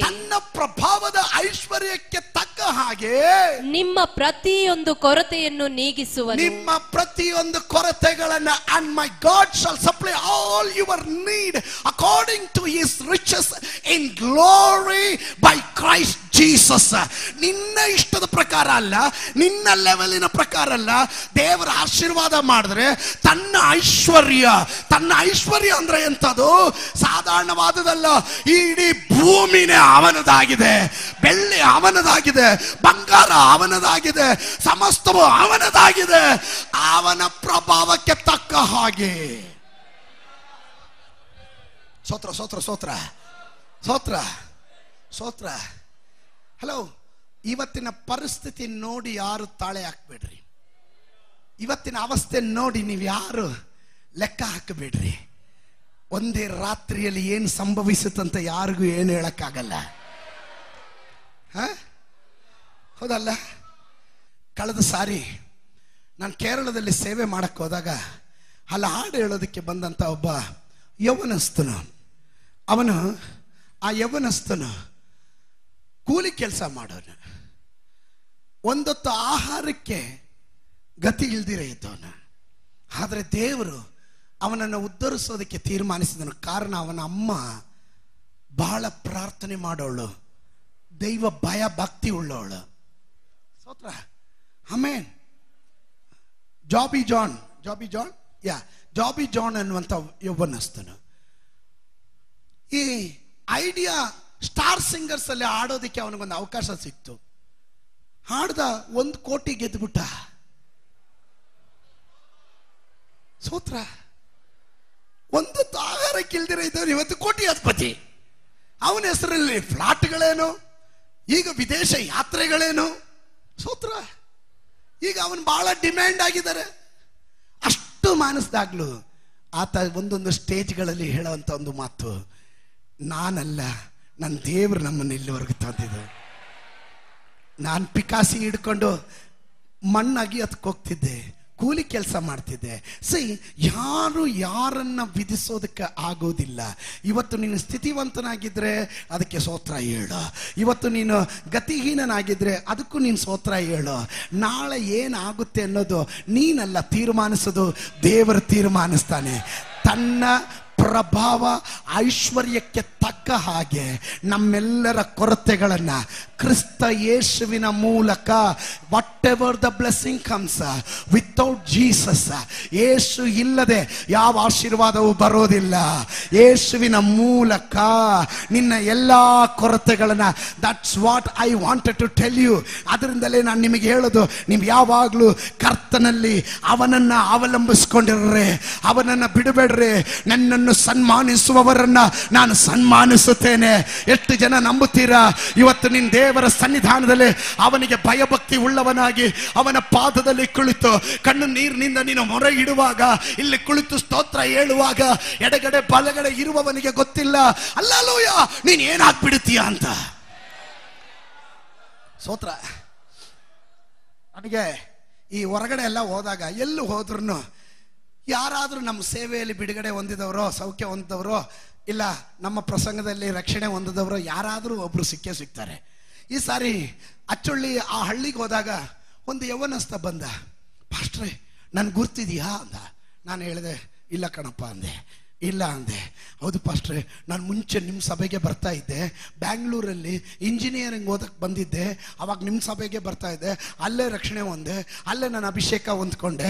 ಇವತ್ತು ನಾನು ಈ ಸಿರುಗುಪ್ಪ ತಾಲೂಕಿನಲ್ಲಿ ಚರ್ಚ್ ನಡೆಸ್ತಾ ಇದ್ದೀನಿ, ನಾನು ಪಾಸ್ಟರ್ ಆಗಿದ್ದೀನಿ ಅಂದ.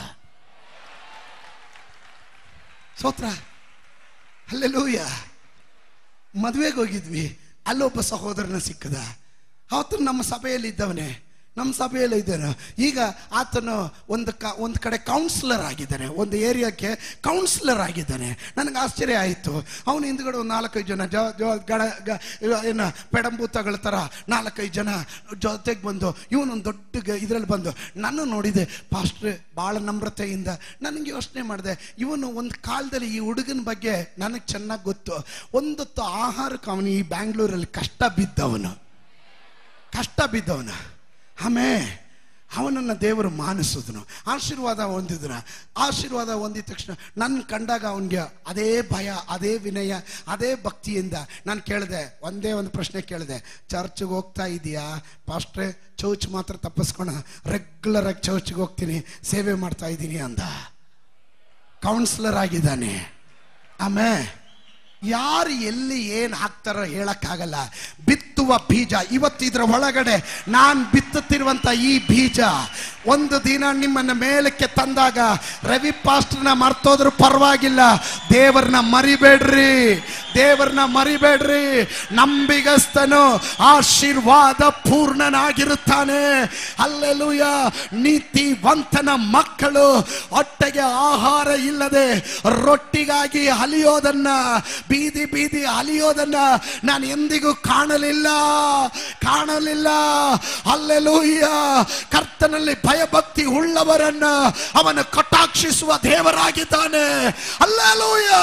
ನೀನು ಬೇಡುವುದಕ್ಕಿಂತ ಯೋಚಿಸುವುದಕ್ಕಿಂತ ಅತ್ಯಧಿಕವಾಗಿ ನಿನ್ನನ್ನು ಉದ್ಧಾರ ಮಾಡೋದಿಕ್ಕೆ, ನೀನು ನೆನೆಸದೇ ಇರುವ ಮಂಡಳದಲ್ಲಿ ನಿನ್ನನ್ನು ಮೇಲಕ್ಕೆ ಎತ್ತಿ 10 ಜನರ ಮುಂದೆ ಇದು ಯೆಹೋವನಿಂದಲೇ ಸಂಭವಿಸಿತು, ಮನುಷ್ಯರ ದೃಷ್ಟಿಯಲ್ಲಿ ಆಶ್ಚರ್ಯ ಎಂದು ಹೇಳತಕ್ಕಂತೆ ದೇವರು ನಿನ್ನನ್ನು ಆಶೀರ್ವಾದ ಮಾಡ್ತಾನೆ.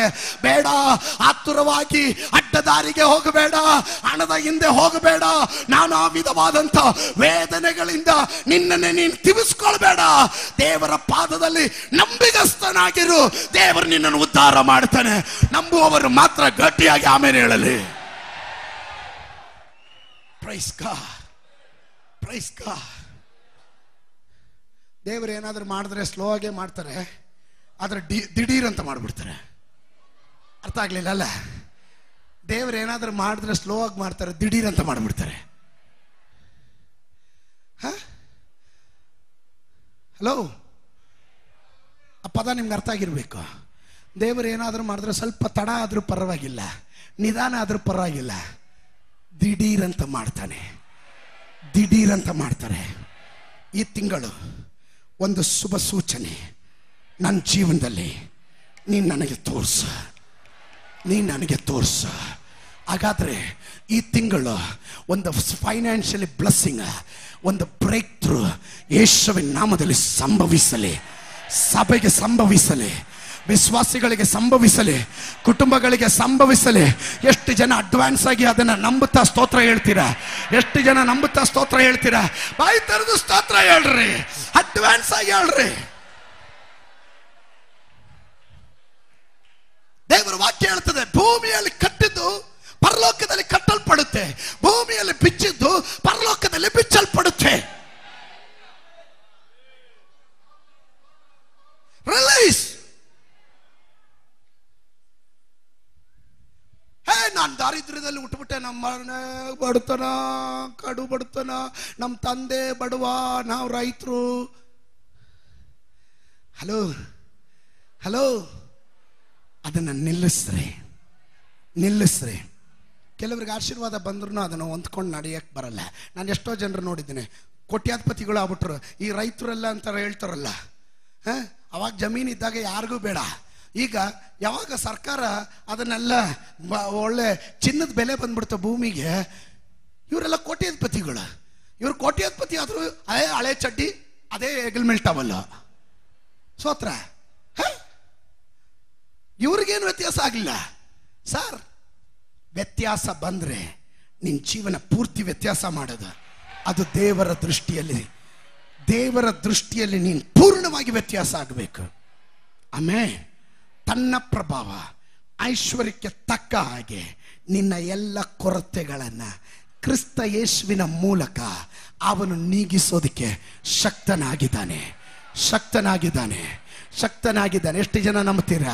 ಇವತ್ತು ಈ ಏಪ್ರಿಲ್ ತಿಂಗಳ 2013ನೇ ಇಸ್ವಿಯ ಮೊದಲನೇ ಭಾನುವಾರದಿಂದ ನಾನು ಪ್ರಬೋಧನೆ ಮೂಲಕ ಹೇಳ್ತಾ ಇದ್ದೇನೆ, ಎಲ್ಲೆಲ್ಲಿ ದುಷ್ಟನು ನಿಮ್ಮ ಆಶೀರ್ವಾದವನ್ನ ಮುಚ್ಚಿಟ್ಟಿದ್ದಾನೋ ಅದನ್ನ ಯೇಸುವಿನ ನಾಮದಲ್ಲಿ ರಿಲೀಸ್ ಮಾಡ್ತಾ ಇದ್ದೇನೆ, ರಿಲೀಸ್ ಮಾಡ್ತಾ ಇದ್ದೇನೆ. There will be a breakthrough. ಯೇಸುವಿನ ನಾಮದಲ್ಲಿ ಬ್ರೇಕ್ ಥ್ರೂ ಉಂಟಾಗುತ್ತೆ.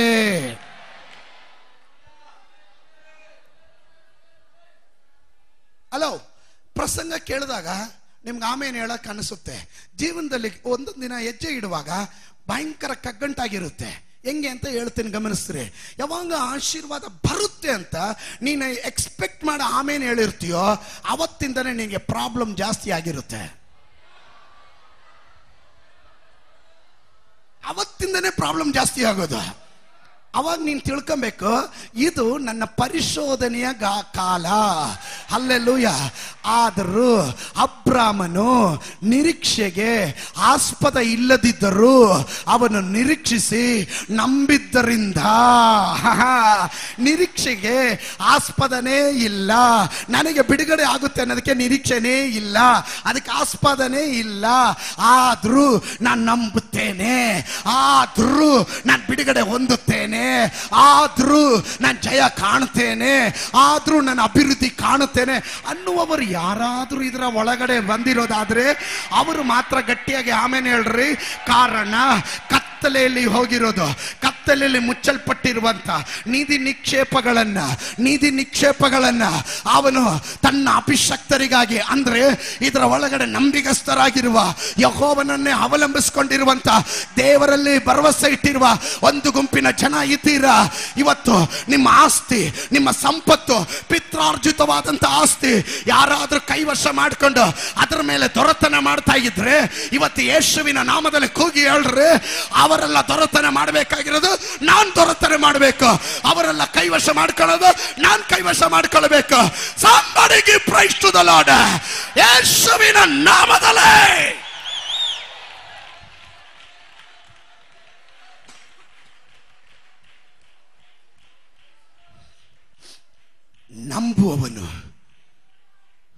ನಂಬುವವನು ದೇವರ ಮಹಿಮೆಯನ್ನ ಅವನು ಕಾಣ್ತಾನೆ. ನಂಬ್ತೀರಾ? ನಂಬಿಕೆ ಸೂಚನೆ ಏನ್ ಮಾಡ್ಬೇಕು ನೋಡ್ರಿ. ಹಗ್ಗಾಯನ ಬರೆದ ಪ್ರಬೋಧನೆ ಗ್ರಂಥದಲ್ಲಿ ಎರಡು ವಾಕ್ಯವನ್ನು ಗಮನಿಸ್ರಿ. ಪ್ರವಾದಿಯಾದಂತಹ ಹಗ್ಗಾಯನ ಪುಸ್ತಕ 1ನೇ ಅಧ್ಯಾಯ 6ನೇ ವಾಕ್ಯದಲ್ಲಿ ಹಿಂಗ್ ಬರೆಯಲ್ಪಟ್ಟಿದೆ, ನೀವು ಬಿತ್ತಿದ ಬೀಜವು ಬಹಳ, ನೀವು ಬಿತ್ತಿದ ಬೀಜ ಬಹಳ, ತಂದ ಫಲವು ಸ್ವಲ್ಪ, ತಂದ ಫಲವು ಸ್ವಲ್ಪ, ತಿನ್ನುತ್ತೀರಿ ತೃಪ್ತಿಯಾಗದು, ತಿನ್ನುತ್ತೀರಾ ತೃಪ್ತಿ ಆಗೋದಿಲ್ಲ, ಕುಡಿಯುತ್ತೀರಿ ಆನಂದವಾಗದು, ಕುಡಿಯುತ್ತೀರಾ ಆನಂದ ಆಗೋದಿಲ್ಲ, ಹೊದೆಯುತ್ತೀರಿ ಬೆಚ್ಚಗಾಗದು, ಒದ್ಕೋತೀರಾ ಆದ್ರೆ ನಿಮ್ಗೆ ಬೆಚ್ಚಗಾಗೋದಿಲ್ಲ, ಸಂಬಳಗಾರನು ಸಂಬಳ ಹಾಕುವ ಚೀಲವು ತೂತಿನದು, ಸಂಬಳಗಾರನು ಸಂಬಳ ಹಾಕುವಂತ ಚೀಲವು ತೂತಿನ ಚೀಲವಾಗಿದೆ. ಆಮೇಲೆ ಸೇನಾಧೀಶ್ವರ ಯೆಹೋವನು ಇಂತೆನ್ನುತ್ತಾನೆ, ಆಶೀರ್ವಾದ ನಿಮಗೆ ದೇವರು ಕೊಡೋದಕ್ಕೆ ಕಾರಣ ಏನಂದ್ರೆ, you should be a blessing for the church. ಸಭೆಗೆ, ಆಲಯಕ್ಕೆ ನೀವೊಂದು ಆಶೀರ್ವಾದವಾಗಿರಬೇಕು. ನಾನು ಆರಂಭದಲ್ಲೇ ಹೇಳಿದೆ, ಎವ್ರಿ ಬ್ಲೆಸ್ಸಿಂಗ್, ಎಲ್ಲಾ ಆಶೀರ್ವಾದವು ದೇವರಿಂದ ಕನೆಕ್ಟ್ ಆಗಿರುತ್ತೆ. ಆಮೇನ್. ಎಲ್ಲ ಆಶೀರ್ವಾದ ಯಾರ ಜೊತೆಗೆ ಕನೆಕ್ಟ್ ಆಗಿದೆ? ಎಲ್ಲ, ಯಾವುದೇ ಕುಂದಿಲ್ಲದೆ ಇರುವಂತ ಎಲ್ಲ ಒಳ್ಳೆಯ ದಾನಗಳು ಎಲ್ಲಿಂದ ಬರುತ್ತೆ? ಮೇಲಿನ ಲೋಕದಿಂದ. ಮೇಲಿನ ಲೋಕದಿಂದ. ಉದ್ಧಾರವು ಎಲ್ಲಿಂದ ಬರುತ್ತೆ? ಮೂಡಣದಿಂದಲ್ಲ, ಪಡವಣದಿಂದಲ್ಲ, ಅರಣ್ಯದಿಂದಲ್ಲ, ನ್ಯಾಯಾಧಿಪತಿಯಾದಂತ ಯೆಹೋವನಿಂದ. ಅಂದ್ರೆ ಉತ್ತರ ದಿಕ್ಕಿನಿಂದ ಉತ್ತರ ಬರುತ್ತೆ, ಬಿಡುಗಡೆ ಬರುತ್ತೆ. ಬಂದಾಗ ಹೆಂಗ್ ಬರುತ್ತೆ? ನಿನ್ನ ಪ್ರಭಾವಕ್ಕೆ ತಕ್ಕ ಹಾಗೆಲ್ಲ, ದೇವರ ಪ್ರಭಾವ ಮತ್ತು ಐಶ್ವರ್ಯಕ್ಕೆ ತಕ್ಕ ಹಾಗೆ. ಅವನ ಐಶ್ವರ್ಯ ಎಂಥದ್ದು? ಸಮಸ್ತವು ಅವನದಾಗಿದೆ. ಬೆಳ್ಳಿ ಅವನದು, ಬಂಗಾರ ಅವನದು. ಅದರ ಪ್ರಮಾಣದಲ್ಲಿ, ಆ ಲೆವೆಲ್ ಅಲ್ಲಿ ದೇವರು ನಿನ್ನನ್ನು ಆಶೀರ್ವಾದ ಮಾಡಬೇಕಾದ್ರೆ, ಉಜ್ಜಿಯ ಅರಸನು ಯಾವ ರೀತಿಯಲ್ಲಿ ಕರ್ತನನ್ನು ಅವಲಂಬಿಸಿಕೊಂಡಿದ್ದನೋ ಅದೇ ರೀತಿ ಕರ್ತನನ್ನು ನೀನು ಅವಲಂಬಿಸಿಕೊಂಡಿದ್ರೆ ನೀನು ಕೆಳಗಿನವನಾಗಿರೋದಿಲ್ಲ. ನೀನೆಲ್ಲ ದಿನ ಅಭಿವೃದ್ಧಿಯನ್ನು ಕಾಣ್ತಾ ಇರುತ್ತೀಯ. ನೀನು ಅಭಿವೃದ್ಧಿ ಕಾಣುವಾಗ ನಿನಗೆ ದೇವರು ನೀನು ಅರಿಯದೇ ಇರುವ ಬಾಗಿಲನ್ನು ತೆರೀತಾನೆ, ಕಬ್ಬಿಣದ ಸಲಾಕೆಗಳನ್ನು ಮುರಿತಾನೆ, ತಾಮ್ರದ ಕದಗಳನ್ನು ಅವನು ಮುರಿತಾನೆ. ಅಲ್ಲಲ್ಲೂಯ್ಯ, ಗುಡ್ಡಗಳನ್ನು ನೆಲಸಮ ಮಾಡ್ತಾನೆ. ನಿನಗೆ ಅಡ್ಡಿಯಾಗಿರುವಂತ, ಆತಂಕವಾಗಿರುವಂತ ವ್ಯಕ್ತಿಗಳನ್ನ, ಶಕ್ತಿಗಳನ್ನ ಅವನು ಪುಡಿ ಪುಡಿ ಪುಡಿ ಪುಡಿ ಮಾಡ್ತಾನೆ. ಅಲ್ಲಲ್ಲೂಯ್ಯ, ನಿನಗೆ ದೊರಕಬೇಕಾದ, ನಿನ್ನ ಪಿತ್ರಾರ್ಜಿತವಾದದ್ದು ಇಲ್ಲ, ನಿನಗೆ ದೊರಕಬೇಕಾದ ದೈವದತ್ತವಾದ ಆಶೀರ್ವಾದ ಯಾವ ಶತ್ರು, ಯಾವ ಮಂತ್ರವಾದಿ, ಯಾವ ಮಾಟಗಾರನು, ಯಾವ ಪೂಜಾ ಶಕ್ತಿಗಳು, ಎಲ್ಲ ಬೆಲ್ಜೆಬೂಬನ ಶಕ್ತಿಗಳೆಲ್ಲ ಸೇರಿ ಪ್ಲಾನ್ ಮಾಡಿ ಕತ್ತಲೆಯಲ್ಲಿ ಅದನ್ನು ಮುಚ್ಚಿಟ್ಟಿದ್ರು, ದೇವರು ಹೇಳ್ತಾನೆ, ಅಭಿಷಕ್ತರಾದ ನಿಮಗೆ ನಾನು ಅದನ್ನು ಕೊಡುವಂತನಾಗಿದ್ದೇನೆ, ನಾನು ಅದನ್ನು ಕೊಡುತ್ತೇನೆ. ಯಾವ ಪ್ರಮಾಣದಲ್ಲಿ ಕೊಡುತ್ತೇನೆ? ಅಲ್ಲಲ್ಲಿ ಬೇಡುವುದಕ್ಕಿಂತ ನೀನೇನು ಯೋಚನೆ ಮಾಡ್ದೋ ಅದಕ್ಕಿಂತ ಅತ್ಯಧಿಕವಾಗಿ ಅವನು ನಿನ್ನನ್ನು ಆಶೀರ್ವಾದ ಮಾಡಿ. ಅರ್ಥ ಆದವರು ಮಾತ್ರ ಗಟ್ಟಿಯಾಗಿ ಹೇಳ್ರಿ, there will be a financial blessing. ಈ ಆಶೀರ್ವಾದ ಬರುವಾಗ you have to connect with Jesus. ಹಾಗಾದ್ರೆ ನೀನು ಯೇಸುವಿನ ಸಂಗಡ ಕನೆಕ್ಟ್ ಆಗ್ಬೇಕಂದ್ರೆ ಅರ್ಥ ಏನು? ಸಭೆಯ ತಲೆ ಯಾರು? ಸಭೆಯ ತಲೆ ಕ್ರಿಸ್ತನು. ಸಭೆಯ ತಲೆಯ ಜೊತೆ ನೀನು ಕನೆಕ್ಟ್ ಆಗಿರ್ಬೇಕು ಅಂದ್ರೆ, ಸಭೆಯ ತಲೆ ಕ್ರಿಸ್ತನ ಜೊತೆ ನೀನು ಕನೆಕ್ಟ್ ಆಗಿರ್ಬೇಕಂದ್ರೆ ನೀನು ಸಭೆ ಜೊತೆ ಕನೆಕ್ಟ್ ಆಗಿರ್ಬೇಕು. ನೀನು ಬಹಳ ದುಡಿತಾ ಇದೆಯಾ, ಬಹಳ ಕಷ್ಟಪಡ್ತಾ ಇದೆಯಾ, ಓವರ್ ಟೈಮ್ ಮಾಡ್ತಿದ್ಯಾ, ಅದು ಮಾಡ್ತಿದ್ಯಾ, ಇದು ಮಾಡ್ತಿದ್ಯಾ. ಕೆಲವರೆಲ್ಲ ಲೆಕ್ಕ ಹಾಕಿ ದೇವರಿಗೆ ಚೌಕಾಸಿ ಮಾಡಿ ಕೊಡ್ತಾರೆ. ಹಲೋ, ನಿನ್ನ ಟಿಪ್ಸ್ ದೇವರಿಗೆ ಬೇಡ ಸರ್, ನಿಮ್ಮ ಟಿಪ್ಸ್ ದೇವರಿಗೆ ಬೇಡ. ನಾವು 1000 ರೂಪಾಯಿ ತಿನ್ಬಿಟ್ಟು ಅವನಿಗೊಂದು 10 ರೂಪಾಯಿ ಕೊಡ್ಬೇಕಾದ್ರೆ ಅದರಲ್ಲೂ ಹುಡುಕೋದು ಚಿಲ್ಲರೆ. ಅವನು ನೋಡ್ತಾ ಇರ್ತಾನೆ, 50 ನೋಟ್ ತೆಗೆದಾಗ 50 ರೂಪಾಯಿ ಕೊಡ್ತಾರೆ ಅಂತ, 50 ಕೊಡಲ್ಲ. ಸರಿ, ನಾನು 20 ಕೊಡ್ಬೋದು, ಅವನಿಗೆ 20 ಕೊಡಲ್ಲ, 10 ಕೊಡಲ್ಲ. ಕಡೆಗೆ ಅರ್ಧೋಗಿರೋಂಥ 2 ರೂಪಾಯಿ ನೋಟು. ಸ್ತೋತ್ರ. ವಿಶ್ವಾಸಿಗಳ ದೇವರಿಗೆ ನೀವು ಭಿಕ್ಷೆ ಹಾಕಬೇಡ್ರಿ. 9ನೇ ವಾಕ್ಯ ಹೇಳುತ್ತದೆ, ಹಗ್ಗಾಯನು ಬರೆದ ಪ್ರವಾದನೆ ಗ್ರಂಥ 9ನೇ ವಾಕ್ಯ. ನೀವು ಬಹು ಬೆಳೆಯನ್ನು ನಿರೀಕ್ಷಿಸಿದಿರಿ, ಆಹಾ ಸ್ವಲ್ಪ ಮಾತ್ರ ಸಿಕ್ಕಿತು. ನೀವು ಮನೆಗೆ ತೆಗೆದುಕೊಂಡು ಬಂದಾಗ ನಾನು ಅದರ ಮೇಲೆ ಉಸಿರು ಬಿಟ್ಟೆನು. ಅದರ ಮೇಲೆ ನಾನು ಉಸಿರು ಬಿಟ್ಟೆ, ಏನಾಯ್ತು? ಎಲ್ಲ ತೂರ್ಕೊಂಡು ಹೋಯ್ತು. ಸೇನಾಧೀಶ್ವರ ಯೆಹೋವನು ಇಂತೆನ್ನುತ್ತಾನೆ, ಇದಕ್ಕೆಲ್ಲ ಕಾರಣವೇನು? ಇದಕ್ಕೆಲ್ಲ ಕಾರಣ ಏನು? ತೂತು ಚೀಲದಲ್ಲಿ ಬೀಳೋದಕ್ಕೆ ಕಾರಣ ಏನು? ದುಡಿದ್ರೆ ನೆಲೆ ನಿಲ್ಲಲ್ಲ, ಎಷ್ಟೇ ಕಷ್ಟ ಬಿದ್ರೂ ಸಂಬಳ ಬರೋದು ಗೊತ್ತಾಗುತ್ತೆ, ಆದರೆ ಹೋಗೋದೇ ಗೊತ್ತಾಗೋದಿಲ್ಲ. ಮತ್ತೆ ಸಾಲ, ಮತ್ತೆ ರೋಗ, ಮತ್ತೆ ಕೇಸು, ಮತ್ತೆ ಅದೇ ಪ್ರಾಬ್ಲಮ್ಮು, ಮತ್ತೆ ಬಡ್ಡಿಗೆ ತಗೋ, ಮತ್ತೆ ನೀನು ಸಾಲಗಾರನಾಗೆ ಜೀವನ ಮಾಡು, ದಾರಿದ್ರ್ಯದಲ್ಲೇ ಹೋಗು, ಅರ್ಕಲ್ ಬಟ್ಟೆ, ಕಿತ್ತೋಗಿರೋ ಚಪ್ಪಲಿ. ಸೋತ್ರ ಹೇಳ್ದೆ ಇದ್ದಾಗ ನಂಗೆ ಅರ್ಥ ಆಯಿತು, ಏನು ಪಾಸ್ಟರ್ ಇಷ್ಟು ದಿಟ್ಟವಾಗಿ ಕರೆಕ್ಟಾಗಿ ನನ್ನ ಬಗ್ಗೆ ಹೇಳ್ತಾ ಇದ್ದಾರಲ್ಲ ಅಂತ. ಹೌದು, ಏನು ಕಾರಣ ಗೊತ್ತಾ? ನೀನು ನಿನ್ನ ಮನೆ ಕೆಲಸದ ಮೇಲೆ ಇಟ್ಟಿರೋ ಆಸಕ್ತಿ ದೇವರ ಆಲಯದಲ್ಲಿ ಇಟ್ಟಿದ್ರೆ ದೇವರು ಅದನ್ನು ಸಮೃದ್ಧಿಯಾಗಿ ಆಶೀರ್ವಾದ ಮಾಡಿಬಿಟ್ಟಿರೋನು. ನೋಡ್ರಿ, ಇದು ಹೇಳಿದಾಗ ಸ್ತೋತ್ರ ಹೇಳಲೇ ಇಲ್ಲ. ಹಲ್ಲೆಲೂಯಾ. ನನ್ನ ಆಲಯವು ಹಾಳು ಬಿದ್ದಿದೆ, ನನ್ನ ಆಲಯವು ಹಾಳು ಬಿದ್ದಿದೆ. ನಿಮ್ಮಲ್ಲಿ ಪ್ರತಿಯೊಬ್ಬನು ತನ್ನ ತನ್ನ ಮನೆಯ ಕೆಲಸಕ್ಕೆ, ಅವರವ್ರ ಸ್ವಂತ ಕೆಲಸ, ಸ್ವಂತ ಕಾರ್ಯ ಜಿಂದಾಬಾದ್, ಸ್ವಂತ ಮನೆ ಕೆಲಸ ಜಿಂದಾಬಾದ್, ನನ್ನ ಮಕ್ಕಳು ಜಿಂದಾಬಾದ್, ನನ್ನ ಕೆಲಸ ಜಿಂದಾಬಾದ್, ನನ್ನ ಮನೆ ಜಿಂದಾಬಾದ್. ಅದರಿಂದನೇ ನಿನ್ನ ಮನೆ, ನಿನ್ನ ಜೀವನ ಏನಾಗಿದೆ ಗೊತ್ತಾ? ದೇವರು ನಿನ್ನ ಆಶೀರ್ವಾದ ಬರ್ತಾ ಇದ್ದಂಗೆ ದೇವರು ಬಾಗಿಲಲ್ಲಿ ನಿಂತ್ಕೊಂಡು ಹಂಗೇ ಬರುತ್ತೆ, ಹಂಗೇ ಹೋಗುತ್ತೆ. ಕೈಗೆ ಬಂದು ತುತ್ತು ಬಾಯಿಗೆ ಬರಲ್ಲ, ಬಾಯಿಗೆ ಬಂದಿದ್ದು ಕೈಗೆ ಬರಲ್ಲ. ಸ್ತೋತ್ರ. ನೀನು ನೋಡ್ತಾನೇ ಇರ್ತೀಯ, ನಿನ್ನ ಮುಂದೆನೇ ಅನೇಕರು ಅಭಿವೃದ್ಧಿ ಆಗ್ತಾನೇ ಇರ್ತಾರೆ. ನಾನು ಹೇಳ್ತಾ ಇರೋದು ಅಡ್ಡದಾರಿಗೆ ಹೋಗಿ ಅಭಿವೃದ್ಧಿ ಆಗಿರೋರಲ್ಲ, ಕಷ್ಟ ಬಿದ್ದು ದೇವರ ಕೃಪೆಯಲ್ಲಿ ನಿಂತಿರುವವರು ಅಭಿವೃದ್ಧಿ ಆಗಿರೋದನ್ನ. ಆಮೇಲೆ ನಿಮ್ಮಲ್ಲಿ ಪ್ರತಿಯೊಬ್ಬನು ತನ್ನ ತನ್ನ ಮನೆಯ ಕೆಲಸಕ್ಕೆ ತವಕ ಪಡುತ್ತಿದ್ದಾನೆ. ಇದೇ ಕಾರಣ ರೀ. ಆಶೀರ್ವಾದ ಬೇಕಾ? ಕನೆಕ್ಟ್, ದೇವರ ಸಂಗಡ ನೀನು ಕನೆಕ್ಟ್ ಆಗಿರು. Hallelujah, amen. ಅನೇಕ ಕಾರ್ಯಗಳು ನನಗೆ ಹೇಳಬೇಕಾಗಿದೆ. ಇನ್ನು ಒಂದು ವಾಕ್ಯ ನಿಮ್ಮ ಅರಿವಿಗೆ ತರಕ್ಕೆ ಇಷ್ಟಪಡ್ತೇನೆ. 1 ಕೊರಿಂಥದವರಿಗೆ ಬರೆದ ಪತ್ರಿಕೆ 2ನೇ ಅಧ್ಯಾಯ 9ನೇ ವಚನ. ಆದರೆ ಬರೆದಿರುವ ಪ್ರಕಾರ ದೇವರು ತನ್ನನ್ನು ಪ್ರೀತಿಸುವವರಿಗಾಗಿ ಸಿದ್ಧ ಮಾಡಿರುವುದೆಲ್ಲವನ್ನ ನೋಡ್ರಿ, ಗಮನಿಸ್ರಿ. ಸಿದ್ಧ ಮಾಡಬೇಕಾಗಿರೋದಲ್ಲ, ಸಿದ್ಧ ಮಾಡಿರುವುದೆಲ್ಲವನ್ನ. ಕಣ್ಣು ಕಾಣಲಿಲ್ಲ, ಒಂದು ಕಣ್ಣು ಕಾಣಲಿಲ್ಲ, ಕಿವಿ ಕೇಳಲಿಲ್ಲ, ಅದರ ಭಾವನೆಯು ಮನುಷ್ಯನ ಹೃದಯದಲ್ಲಿ ಹುಟ್ಟಲಿಲ್ಲ, ಮನುಷ್ಯನ ಹೃದಯದಲ್ಲಿ ಅದರ ಭಾವನೆ ಸಹ ಹುಟ್ಟಿಲ್ಲ. ಅಷ್ಟೊಂದು ದೊಡ್ಡ ಆಶೀರ್ವಾದ ದೇವರು ನಿನಗಾಗಿ ಸಿದ್ಧ ಮಾಡಿ ಇಟ್ಟಿದ್ದಾನೆ. ಆ ಆಶೀರ್ವಾದ ನನಗುಳ್ಳದು. ಅಬ್ರಾಮನ ಸಂತತಿ ನಾನು. ಅಬ್ರಾಮನ ಮೂಲಕ, ನಂಬಿಕೆಯ ಮೂಲಕ ಯಾವ ರೀತಿ ನಾನು ಧರ್ಮಶಾಸ್ತ್ರದ ಶಾಪಗಳಿಂದ ವಿಮೋಚಿತನಾಗಿ ಕ್ರಿಸ್ತೇಶುವಿನ ಮೂಲಕ ಆ ಸಮೃದ್ಧಿಗೆ, ಐಶ್ವರ್ಯವಂತನಾಗೋದಕ್ಕೆ ನನ್ನನ್ನು ದೇವರು ನೇಮಕ ಮಾಡಿದ್ದಾನೆ ಎಂಬ ದೃಢ ನಿಶ್ಚಯ ಉಳ್ಳವರೆಲ್ಲರೂ ಎದ್ದು ನಿಂತ್ಕೊಳ್ರಿ.